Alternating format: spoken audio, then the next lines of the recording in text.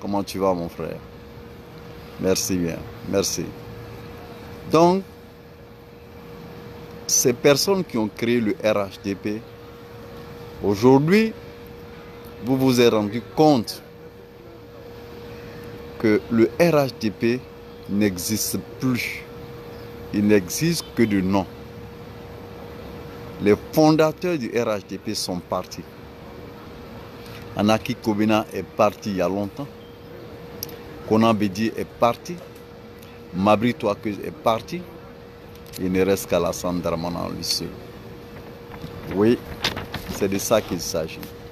Donc, pour l'appellation, nous disons que c'est le RDA qui existe. Le RHDP n'existe plus. Mais pourquoi toutes ces personnes sont parties? Ces personnes sont parties du RHDP rien qu'à cause de la trahison de Dramane. Rien qu'à cause du mensonge de Dramane. Car Dramane en lui-même est une persona non grata. Une personne qui ne tient pas à ses promesses. Une personne qui ne tient pas à ses paroles. Oui, c'est ce que nous décrions. Et quand nous le disons tous les jours sans être contre la personne. Il faut que la nuance soit faite. Il faudrait bien que la nuance soit faite. Nous ne sommes pas contre la personne, mais nous sommes contre le système. Le système est machiavélique. Le système est machiavélique. C'est ce que nous décrions. La non-reconnaissance de l'aide d'autrui à une personne. L'ingratitude. L'ingratitude. Le mensonge. Donc l'ingratitude et le mensonge ont fait que tous les collaborateurs les plus proches de Dramane sont partis. C'est de ça qu'il est question. Oui, c'est de ça qu'il est question. Nous disons que si Anaki Kobina est parti, si Bédié est parti, si Mabri est parti, mais Amontano, le plus proche collaborateur de Dramane Ouattara, qui fut son directeur de cabinet pendant au moins 30 ans, qui fut ministre des Affaires étrangères, est parti. Nul le crut. Nul le crut. Oui, c'est de ça qu'il est question. Et vous allez comprendre que la dernière partie, sinon le dernier partant, n'est autre que d'un canca blanc. Donc, dans un premier temps, dans le comportement d'Alassane, il y a la trahison et il y a le mensonge. Alassane vit avec le mensonge et vit avec la trahison. Il n'a plus peur de mentir, il n'a plus peur de trahir. Vous comprenez? Mais quand on fait un rapprochement, on voit que l'homme est parti à la Mecque. On ne peut pas vouloir partir à la Mecque et continuer de trahir son prochain et continuer de mentir à son prochain. Donc ce qui fait dire par les observateurs, par les autres, que Alassane n'a rien à foutre avec la religion. Parce que quelqu'un qui est allé à la Mecque, quelqu'un qui est croyant, je pense qu'il aura des freins. Il va quand même éviter de mentir à tout moment. Mais le mensonge, Alassane s'en fout du mensonge, Alassane s'en fout de la trahison. Oui, c'est là où le bas blesse. Donc, vous voyez ce premier comportement que nous retraçons.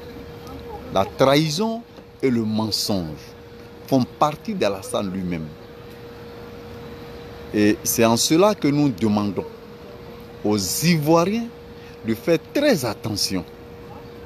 Parce que l'homme ne pense qu'à sa personne. L'homme n'a pas peur de Dieu comme il se fait appeler un croyant. Parce que quand on a peur de Dieu, il y a des actes qu'on ne pose pas. Même si on les posait, on ne les pose plus quand on a atteint un certain degré de croyance.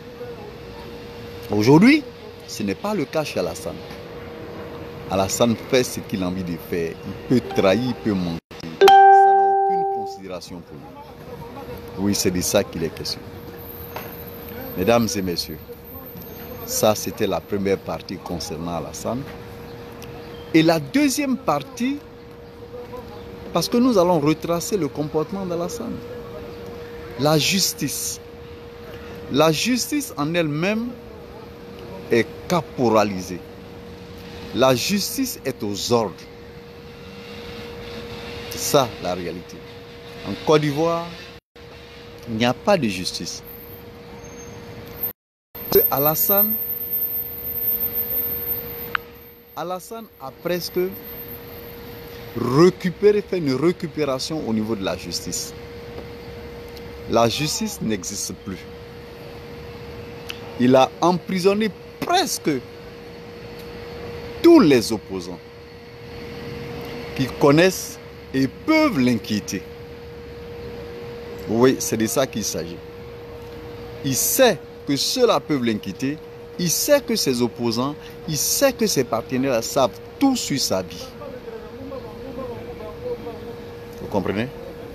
C'est en là que Alassane a réellement préféré emprisonner tous ceux qui peuvent dire quelque chose sur sa vie, qui connaissent sa vie. Vous voyez qu'il a fait emprisonner Gbagbo, il a fait emprisonner Blé Goudé, il a fait emprisonner tous les membres du GPS.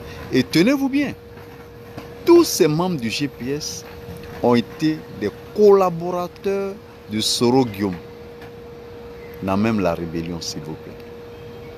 Donc, ils connaissent tous les secrets de Alassane Dramane Ouattara. Et voilà des raisons qui l'amènent à prendre tout cela et à la mettre très loin, en quarantaine, purement et simplement. Oui, c'est de ça qu'il est question. Il les a tous mis en quarantaine. Il les a tous mis en prison. Est-ce que nous appelons ce système-là politique? Tu dis que tu as le pouvoir, tu dis que tu as l'argent, tu dis que tu as la gloire et que tu es fort. Comment veux-tu emprisonner tous les militants et tous les opposants? Mais ce qui veut dire que tu n'es pas fort. Ce qui veut dire finalement que tu n'as rien. Parce que quand on dit qu'on est puissant, qu'on a le pouvoir et qu'on est fort, je pense qu'on n'emprisonne pas les autres. On libère les autres. On libère les autres. C'est pour cela que nous attirons l'attention d'Alassane Dramane Ouattara pour lui dire qu'il n'est pas nécessaire d'emprisonner les militants, de mentir aux Ivoiriens, de mentir à la population. Non, il n'est pas nécessaire. Tu dois prouver que tu es fort. Tu dois prouver que tu as de l'argent. Tu dois prouver que tu as la gloire. Tu dois prouver que tu as des relations, tu as un carnet d'adresses. Oui, c'est de ça qu'il s'agit. On ne peut pas venir là, dire qu'on est fort et mettre tout le monde en prison parce que les gens te connaissent ta vie. Les gens t'ont porté au pouvoir, ils savent qui tu es exactement. Et c'est pour ça que tu les emprisonnes. Mais est-ce que c'est ça la politique? C'est pas ça la politique. Je pense que la politique, il faut libérer les autres, il faut permettre aux autres de s'exprimer, il faut permettre aux autres de se présenter comme candidats. Oui, c'est de ça qu'il s'agit. Parce que nous appelons ça le non-respect du droit. Oui, c'est de ça qu'il s'agit. Aujourd'hui, nous nous rendons compte que tous les fils de ce pays sont exilés. Ils sont portés en exil. Pourquoi? Parce que simplement tu ne veux pas qu'ils compétissent, qu'ils se présentent comme candidats. C'est de ça qu'il s'agit. Mais est-ce que cela t'honore sur le plan international, à la sous-région? Non, tu n'es pas honoré. Il faut aller comprendre que tu n'es pas honoré. Parce que tu aurais pu libérer les autres, permettre aux fils du pays de rentrer, de venir se présenter, de présenter leur candidature. Tu aurais pu éviter de mentir aux gens. Oui, c'est de ça qu'il s'agit. Il faut éviter de mentir à la population. Il faut permettre à tous les fils d'être candidats. Il faut éviter d'emprisonner les gens à tort et à travers. Il faut libérer les gens. Les familles ont besoin de leur mari et de leur papa. C'est de ça qu'il est question. Quand on dit qu'on a la puissance, quand on dit qu'on a le pouvoir, on n'emprisonne pas les autres. Ça, c'est de l'oppression. Ça, c'est de l'oppression. Ça, c'est de l'oppression. Mais Dieu n'aime pas l'oppresseur. Demain, tôt ou tard, tu serais à leur place. Tôt ou tard, comme je le dis tous les jours, tu serais à leur place. Je pense que tu ferais mieux de comprendre la situation familiale de ces personnes qui ont été emprisonnées pour rien. Ces prisonniers politiques existent depuis combien de temps? Simplement pour avoir été des collaborateurs du président Guillaume Kiba Foriso. Seulement pour avoir été opposant. Seulement, merci à toi Koniawa, merci bien. Salut à toi Koniawa. Mais pour avoir simplement été opposant, ils doivent aller en prison, ils doivent croupir dans les geôles. Quand nous savons bien que ces prisons renferment aujourd'hui des maladies à cause de la promiscuité. Oui, c'est de ça qu'il s'agit. À cause de la promiscuité, les prisons renferment des maladies. Donc nous pensons que pour la santé de ces personnes, il faudrait bien que vous fassiez diligence et que vous libérez ces personnes qui ont besoin de rentrer en famille, qui ont besoin de voir leurs femmes, qui ont besoin de voir leurs enfants, qui ont besoin de s'épanouir. Oui, c'est de ça qu'il est question. C'est ce que nous vous demandons. Même si vous mentez à la population, même si vous emprisonnez les gens, nous pensons qu'il est temps. Des gens croupissent dans les prisons aujourd'hui sans jugement. Des gens ont déjà fait 1 an, 2 ans dans ces prisons sans aucun jugement. Cela est inconcevable. Cela prouve que nous n'avons pas de justice, que nous n'avons pas de droit. Oui, c'est de ça qu'il est question. Il faudrait que vous pensiez à ces personnes. Il faudrait que vous pensiez à ces personnes aujourd'hui, les libérer. Nous pensons que trop, c'est trop. Nous pensons que trop, c'est trop. Il faudrait que vous pensiez à ces pauvres personnes qui croupissent dans ces prisons simplement pour avoir été des politiciens. Je pense qu'il y a une limite à tout. La limite voudrait que vous compreniez qu'ils n'ont pas commis de crime. Ils ont dit ce qu'ils pensaient. Ils ont appartenu à des mouvements. Ils ont appartenu à des partis politiques. Et cela n'est pas un crime. Oui, c'est de la politique, pure et simple. Donc, nous vous demandons, Dramane Ouattara, de faire diligence, de comprendre la population, et de bien vouloir libérer ces personnes, car elles ont besoin de rentrer en famille. Vous êtes père de famille, vous avez des enfants, et vos enfants ont besoin de vous. Leurs enfants ont besoin d'eux. Votre femme a besoin de vous. Et leurs femmes ont besoin d'eux. Donc nous voulons que vous attardez sur cette situation. De tous ces prisonniers qui croupissent dans ces prisons, dans ces geôles aujourd'hui. Nous vous demandons d'être humains, d'avoir un cœur. Nous savons que vous n'avez pas une pierre à la place du cœur. Vous avez un cœur. Vous devrez pouvoir penser à ces Ivoiriens. Vous devrez pouvoir libérer ces Ivoiriens. La fin de l'année approche. L'indépendance approche. Nous pensons que vous allez faire parler votre cœur. Oui, c'est de ça qu'il s'agit.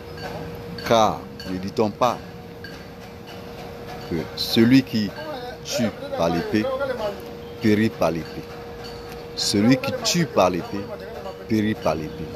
Parce que je pense que ces personnes réellement ont besoin de liberté aujourd'hui. Aujourd'hui même, ces personnes ont besoin de liberté. Il faudrait que vous réagissiez. C'est la doléance que nous faisons aujourd'hui. Parce que c'est très important. Il faut que ces familles réellement puissent se retrouver, leurs maris, leurs enfants. Oui, c'est de ça qu'il s'agit.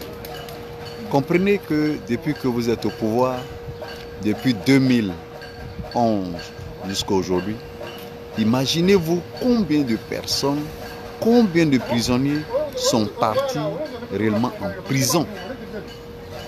Combien de politiciens sont partis en prison? Vous avez le calcul, vous avez la situation. Vous savez combien de politiciens sont partis en prison. Et vous savez aussi combien de politiciens sont décédés dans ces prisons. Vous savez aussi combien de politiciens avaient besoin d'aide qui sont morts en prison. Donc nous pensons que vous devez faire une situation de cette politique et dire que nous sommes en politique et que cette politique n'est pas la guerre. Nous sommes en politique. Donc faites très attention. Réfléchissez davantage. Prenez des décisions qui peuvent arranger toute la nation entière. Oui, c'est de ça qu'il est question. C'est de ça qu'il est question. Donc, nous disons que sur ces faits, les Ivoiriens, par ma voix, par la voix des sans-voix, vous disent que la Côte d'Ivoire traverse une situation difficile. La réconciliation n'a pas été possible. C'est une réalité. Mais on vous dit que même si la réconciliation n'a pas été possible, mais le social peut être possible. Vous pouvez faire en sorte, parce que la réconciliation est un très grand chantier. Vous l'avez confié au président Jean Konan Banny. Nous savons que ce sont des milliards qui ont été engloutis. Un rapport vous a été déposé sur votre dossier, sur votre table. Mais le rapport dont nous n'avons pas eu connaissance, parce que vous devez le diffuser à la nation entière, vous n'avez pas pu le faire. Mais nous disons que le social, vous pouvez sauver la face en libérant ces prisonniers. Parce que vous êtes déjà puissant, vous avez déjà de l'argent, vous avez la gloire. Ces personnes ne vont pas vous empêcher à faire ce que vous avez envie de faire. C'est de ça qu'il est question. Permettez à tous les fils de ce pays de retourner en Côte d'Ivoire. Permettez à tous les fils de ce pays de se présenter aux élections. C'est de ça qu'il est question. Et vous aurez gagné une face, une très grande face. Oui, tout n'est pas encore perdu. Même sur le plan économique, si rien n'a pu être fait, même sur le plan de la réconciliation, rien n'a pu être fait, mais nous pensons que sur le plan social, aujourd'hui, vous pouvez sauver la face. Vous pouvez sauver la face en libérant ces prisonniers politiques, en libérant tous ces prisonniers. Je pense que cela pourrait vous arranger. Et de ça qu'il est question, Monsieur le Président. Voilà un peu ce que nous vous demandons. Et l'autre point, c'est qu'aujourd'hui en Côte d'Ivoire, nous savons qu'il existe des milices. Mais vous créez ces milices pour faire peur aux Ivoiriens. Pourquoi? Parce que vous savez que les élections sont présentes. Il faut créer des milices encagoulées pour permettre à votre parti de s'imposer. Et vous voulez faire peur aux Ivoiriens. Dans la peur, vous allez passer tranquillement en force. Non, c'est de mauvaises pratiques. Parce que malgré ces milices créées, nous pensons que ces Ivoiriens réellement feront ce qu'ils ont à faire. Parce que n'oubliez pas que à un moment donné de la vie politique, la nation burkinabé s'est levé et s'est dressé comme un seul homme et a chassé Blaise Compaoré. Je dis bien, la nation burkinabé s'est levée et a chassé le président Blaise Compaoré qui se trouve aujourd'hui à Yamoussoukro. Donc n'oubliez pas que ces faits sont très proches de nous. N'oubliez pas que le peuple est souverain. C'est le peuple qui donne le pouvoir. Vous avez la latitude de faire ce que vous avez envie de faire, mais demain, nous pensons que la population qui va se dresser contre vous va faire en sorte que vous soyez hors de ce pouvoir. Et nous pensons que le moment est venu de réagir. Le moment est arrivé de décider. Oui, comme nous vous le rappelons, la politique est la saine appréciation des réalités du moment.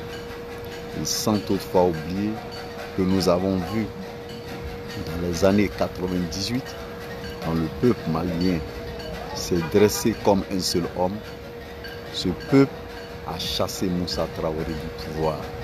Ainsi, ATT a pris le contrôle du pouvoir. Nous pensons que le pouvoir n'est pas éternel. Le pouvoir n'est pas éternel. Et je pense que vous pouvez toujours gérer cette situation en faisant en sorte que les choses se passent très bien de votre côté. Oui, c'est de ça qu'il est question. Monsieur le Président, vous avez toutes les chances de bien vouloir gérer cette situation. Oui, c'est de ça qu'il s'agit. Alors, nous disons que les milices ne vont pas effrayer la population. Les milices vont vous effrayer vous-même. Parce qu'à un moment donné de la vie, les militaires ne seront plus de votre côté. Les militaires vont aider la population. Les militaires vont aider le peuple. Les militaires ne seront pas toujours de votre côté. Non, ça c'est un refus. C'est ce que nous vous disons. Vous devez faire le discernement. Vous devez être appelé à décider ce qui sera bon pour le peuple. Oui, arrêtez les milices. Parce que si votre petit frère Kéné Birama a une milice pour faire peur aux Ivoiriens, si Ahmed Bakayoko a une milice pour faire peur aux Ivoiriens, nous ne sommes plus dans un état de droit. Nous sommes purement, comme nous le savons depuis 2011, dans la dictature, mais dans une dictature exagérée. Parce qu'à l'international, vous n'avez plus le support de la France. À l'international, vous n'avez plus le support de l'Union européenne. À l'international, vous n'avez plus le support des Occidentaux. Et vous n'avez plus le support de la CEDEAO, ni de l'UEMOA. C'est de ça qu'il s'agit. Vous devez vous rendre compte que vous êtes en train de descendre dans le trou. Et nous vous disons quelque chose, Monsieur le Président, c'est qu'à ce titre, vous devez vous faire une leçon vous-même. Cette leçon est que votre collaborateur, votre ami, votre frère, votre fils vient de partir. Ce n'est pas le souhait des Ivoiriens. Le souhait des Ivoiriens est que un Ivoirien est un Ivoirien. On ne souhaite pas la mort de quelqu'un. Mais après le départ de votre fils, de votre frère, de votre collaborateur de toujours, de celui qui a été le plus loyal des loyaux, celui qui a été le plus loyal des loyaux, nous pensons que cela doit vous permettre de mettre la balle à terre et de revenir sur la scène avec une autre situation, avec une autre approche. Vous devez voir les Ivoiriens en Ivoiriens. C'est de ça qu'il s'agit. Vous devez être plus Ivoirien. Parce que comme on vous le dit tous les jours, un Ivoirien n'est pas méchant. Un Ivoirien n'est pas sorcier. Un Ivoirien n'est pas celui-là même qui peut tuer. Un Ivoirien, il parle et c'est terminé. Nous pensons que à ce niveau, vous devrez décider, vous devrez faire un changement. Oui, on a besoin de ce changement aujourd'hui, on a besoin de ce changement demain. Car l'heure est grave, les Ivoiriens ont besoin d'être en paix. Et cette paix, nous devons la retrouver. Nous avons beaucoup de situations avec vous. L'Ivoirien est fatigué, très fatigué de ces situations, très fatigué de ce mensonge, très fatigué des emprisonnements, très fatigué d'être exilé.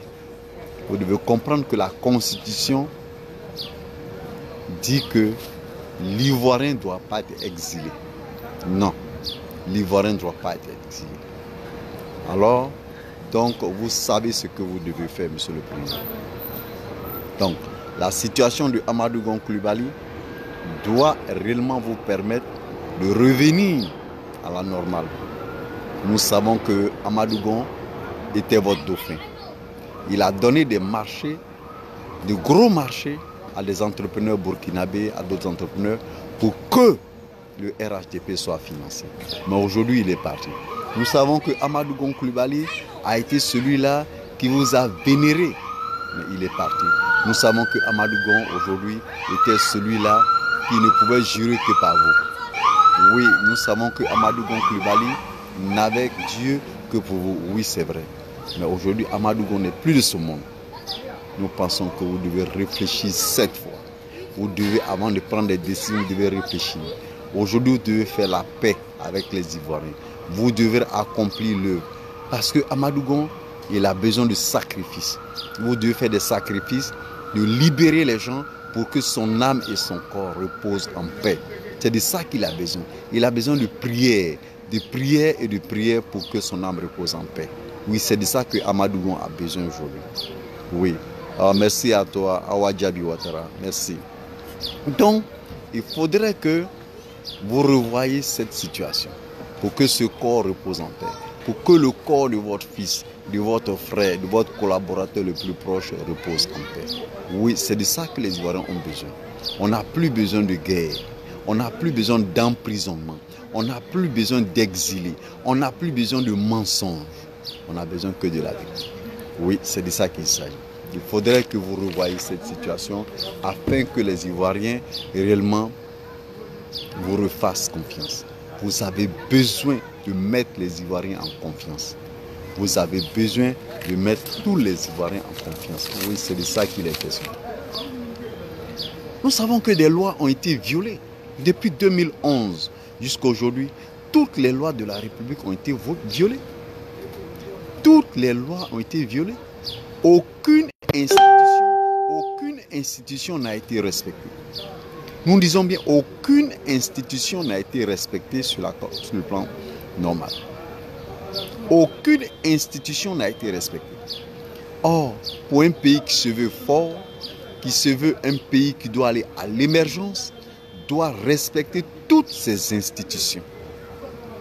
Je dis bien, un pays qui se veut fort, qui veut aller à l'émergence, doit respecter toutes ces institutions. C'est là qu'on voit la valeur d'une population et d'une nation. Et nous savons qu'en Côte d'Ivoire, il n'y a pas de respect d'institutions. Les lois sont bafouées, sont foulées au sol. Et pour cela, on n'a pas de respect en dehors de la Côte d'Ivoire. Non, il n'y a plus de respect. Sur le plan international, nous ne sommes plus considérés. Sur le plan national, tout le monde sait que vous êtes menteur. Sur le plan de la CEDEAO ou de la sous-région, tout le monde sait que vous êtes un président qui n'a pas les capacités. Vous voyez que c'est honteux. C'est vraiment honteux pour la Côte d'Ivoire. Que la Côte d'Ivoire soit réellement remise à zéro. Non, ce n'est pas ça la Côte d'Ivoire. Nous ne devons pas être mis au plan zéro. Parce que vous avez détruit la Côte d'Ivoire sur tous les plans. Les gens n'ont plus de respect pour nous. Même sur le plan des lois, des institutions, on n'a plus. Allez-y comprendre que votre ministre, paix à son âme, Charles Kofi Dibi, avait signé la charte de la Cour africaine des droits des hommes et des peuples. Nous avons ratifié. Et qu'une décision, et n'oubliez pas que la Cour africaine des droits de l'homme est l'émanation de l'Union africaine. Alors, si aujourd'hui, cette Cour vous la bafouillez. La Cour africaine des droits, vous ne respectez pas. Parce qu'elle a pris une décision, elle a donné raison, elle a dit qu'il faudrait que vous arrêtiez toutes les poursuites contre Guillaume Soro et ses collaborateurs. Mais vous avez foulé cette loi au pied. Et vous êtes allé dire que vous sortez de ce cadre, de cette cour. Or, n'oubliez pas, même si vous signez que vous sortez de ce cadre, vous avez 1 an pour sortir de ce cadre. Vous ne pouvez pas sortir. Jusqu'à présent, vous devez appliquer parce que vous avez signé la charte. Vous avez accepté. Vous avez dit que toutes les décisions qui viendront de la Cour africaine des droits, vous serez prêt à appliquer. Vous devez les appliquer. Vous devrez les appliquer à la lettre. Vous ne pouvez pas vous dissocier aujourd'hui. Vous avez 1 an. Vous devez attendre 1 an avant de partir. Vous avez refusé d'appliquer. Et n'oubliez pas que l'Union européenne, récemment à Abidjan, avec son représentant Job, a dit que tous les candidats doivent se présenter. Vous devez autoriser tous les candidats à se présenter et les candidats doivent rentrer pour que la paix, les exilés doivent rentrer pour que la paix puisse se faire en Côte d'Ivoire. Vous n'avez pas besoin que les autres vous disent ça. Vous-même, vous le savez. C'est une honte pour vous. Vous n'avez pas besoin que quelqu'un de vienne vous dicter ça. Vous savez que pour faire la paix, il faut que vous libérez ces personnes. Tant que vous ne les libérez pas, il n'y aura pas de paix. Alors, qu'est-ce que vous attendez? Vous voulez qu'on vienne vous dicter ça? Non. Non. L'Union européenne vous l'a signifié. Alors, Monsieur le Président, nous ne savons pas qu'est-ce que vous voulez dans votre politique. Nous ne savons pas ce que vous voulez exactement dans votre politique. Il faut qu'à un moment donné de la vie, vous vous arrêtez et vous vous interrogez. Et il faut que vous arrêtez avec vos conseillers et que vous écoutez, ou bien que les conseillers vous les changez, que vous prenez des conseils qui peuvent vous donner des vrais conseils. S'ils ont peur de vous, prenez des conseils qui n'ont pas peur de vous. Parce que là, vous allez à la dérive. Vous allez à la dérive purement et simplement. Oui. Parce que si vous ne faites pas attention, je pense que vous allez finir dans des situations dramatiques. Oui, c'est de ça qu'il est question. Nous disons, en tant que cyberactivistes, nous allons toujours vous dire la vérité. Nous vous avons dit la vérité au temps de votre collaborateur Amadou Gon. Vous n'avez pas voulu nous écouter. Nous vous avons dit que vous ne devez pas le forcer à accepter des postes. Vous devez le laisser après d'avoir été malade et que son docteur lui dise qu'il ne doit pas être dans le stress. Nous avons décrit ici qu'il devait se reposer et qu'il devait être en dehors de l'arène politique. Mais vous n'avez pas entendu de cette oreille. Aujourd'hui, voilà une situation qui brille. Hier, la Cour africaine des droits de l'homme a encore donné raison à l'opposition. Parce que nous nous rappelons que l'Union européenne était encore venue et vous avez dit, l'ONU est venue, vous a dit qu'il faut un consensus. Il faudrait qu'il y ait un consensus dans la commission électorale. Vous devez discuter avec les opposants, avec la société civile pour trouver une solution. Vous n'avez pas répondu. Vous avez refusé le dialogue. Vous avez refusé le dialogue consensuel. Et voilà qu'aujourd'hui, la Cour africaine des droits de l'homme donne un résultat. Il dit qu'il faudrait que dans 3 mois, vous devez faire un rapport, déposer un rapport. Vous devez reprendre la commission électorale afin que tout le monde soit inclus dans cette commission électorale. Sinon, il ne peut pas avoir d'élection. Alors, à quoi cela sert encore de dire à la RTI, de dire le contraire de ce que la Cour a dit?